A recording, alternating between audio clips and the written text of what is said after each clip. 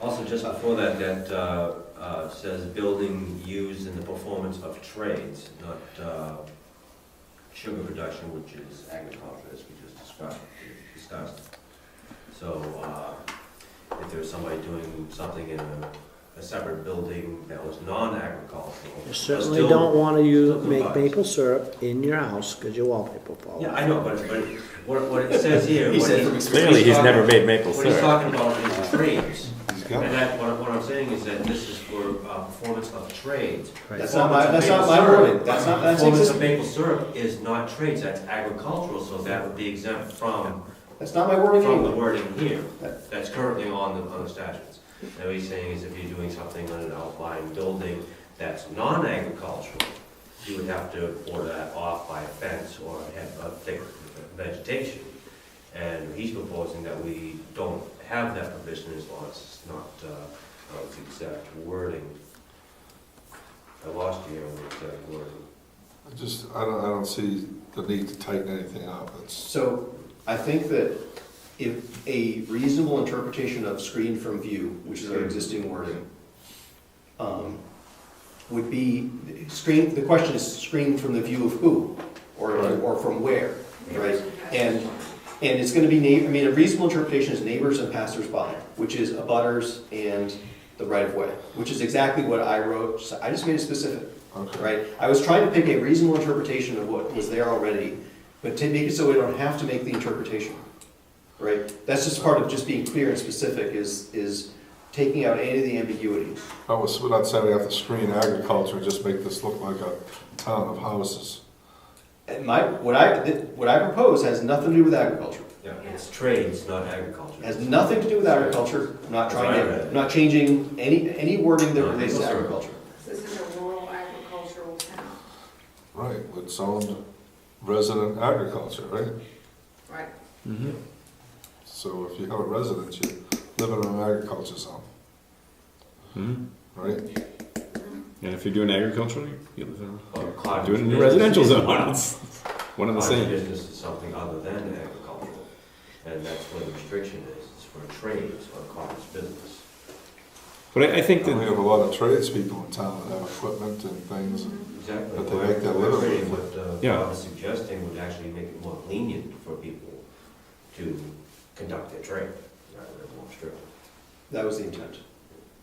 That I was not, I'm, with very few exceptions, I was not trying to tighten down any of the interpretations that would be, reasonable to get from the existing zoning. The couple of areas where there's a big ambiguity is, I think, in our existing zoning that I feel like I've tightened down is the requirement. Our zoning doesn't say anything about the you living there where you're doing home occupation. It's sort of implied, I think it's implied by the term home occupation, right? It's an occupation you're doing in your home. But aside from that, our zoning is really, it doesn't really say that you gotta live there. And I think that, Eddie might say, yeah, of course you have to live there. And Tom might say, oh, but I can do that anywhere I want, right? I own the land, I should be able to do that whether I live there or not, right? So I think that's a big question mark. And we should make it clear, one way or the other. Either you have to live there or you don't have to live there. And I'll be happy, I have an opinion, but I'll be happiest if one way or the other, it's clear. You don't like nodding and winking. So what I don't like is that it's up to big things like that are up to the selectmen's discretion. And one board of selectmen, 1 year is going to decide one thing and let somebody do something on one property, and then down the street 2 years later somebody else wants to do the same thing, and those selectmen say no. Right. That's what I don't want. Right? Now, I think there are areas where we have to have some discretion. Like, how many drumming students is it that becomes a nuisance, right? I don't want to try to write that in the zoning ordinance. No. A person has to make a decision about that. But I don't think our zoning should say that drumming teachers are not allowed here in town. Right? I think that's kind of lame, because there's certainly places here in town where a drumming instructor would not be a nuisance. Now, a while ago we had a conversation about nuisance ordinances, and I think you had made a comment. This was all back the last time we did this. You said that nuisance ordinances are hard to enforce because of the vagueness of it. So if we leave it up to, no, I'm not, I don't want to get into this whole, I know I brought up the drumming thing, that was just an example. That's a good example. But it's hard to do exactly that. It's you can't zone things out of existence in tight neighborhoods like that. I mean, people have to have the ability to do stuff. But with the weakness of the nuisance issue, with the sounds and smells and so on and so forth, letting the selectmen use that piece of law to deal with a nuisance issue of somebody who teaches drum lessons at night when everybody else is trying to sleep. It's a silly issue, but I'm worried that the selectmen won't have the right toolkit to deal with certain issues. So I think that we got into this mess before because there was a particular situation where the selectmen specifically told the Wakefield police, who we contract with, to not enforce anything with regard to a certain situation. Aside from that, the Wakefield police normally would deal with somebody that's at a camp, that's playing music loud late at night.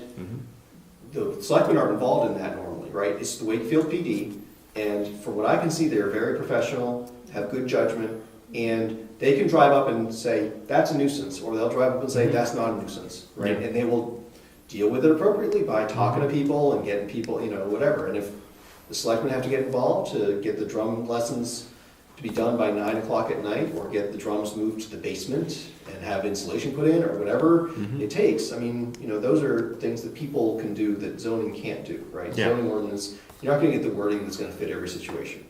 So, but I think that we would be fine if we left almost all those decisions, unless that we got really contentious, up to the Wakefield PD, and they would do a great job. That's what they do. I mean. How else are they going to avoid hauling everyone into the clink, without being able to? Well, they got a big building. They can probably take most of us.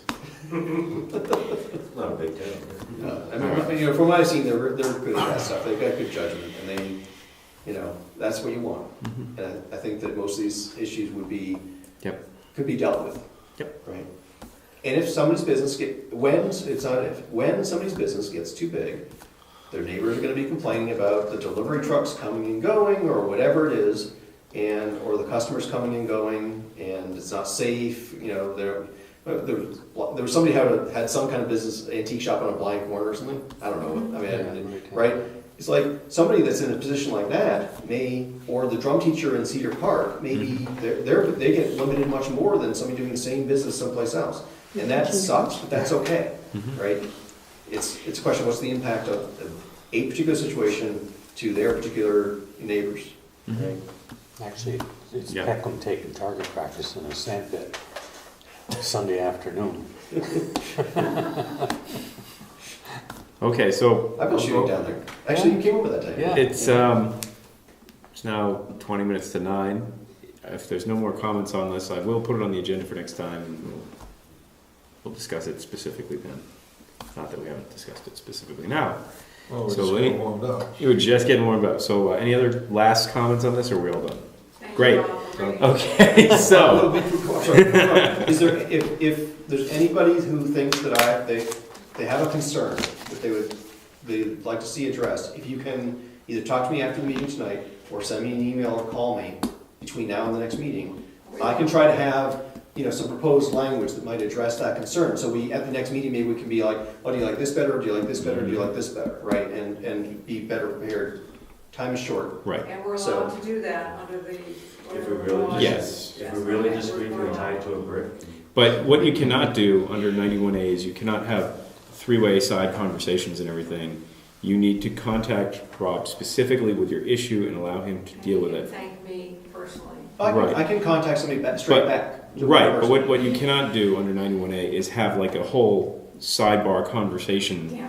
going all over the place on all sorts of things, making No decisions. chat room. This is not an adopted document yet. So by working with Rob, you're really just letting him. Still a citizens group. It's still a citizen's proposal. This is not a working document or anything yet. So I suppose that in this case, 91A doesn't really apply in quite the same way because it's not an official document. But Still, we should live with the spirit of 91A, or we're going to get really cooked. Yeah, but it doesn't matter whether the document's a planning board document or a citizen's document.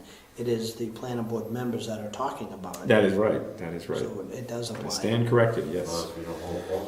So Yes. this would go on for the next regular meeting, not Yes. for any special meeting that we called in between Well, now and The then? special meeting, you're gonna let us know about if there was. So we're okay with the. right. We need to decide if there's going to be the need for a special meeting. Okay, but that'll be specific to, I would ask that if we do have a special meeting, Mhm. that we put it as the last item on the agenda, and if we get to it, Mhm. we take the opportunity to, if we have Sure. time, and if we don't, no, we're no worse off, we've Mhm. wasted one line of ink All right. on the agenda, right? All right. So, member comments. Any member comments?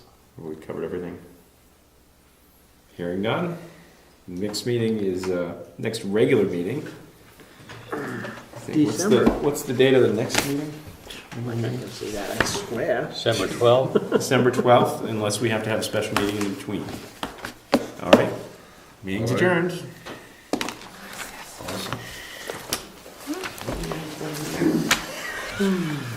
Thank you for bringing some time. Don't start on it.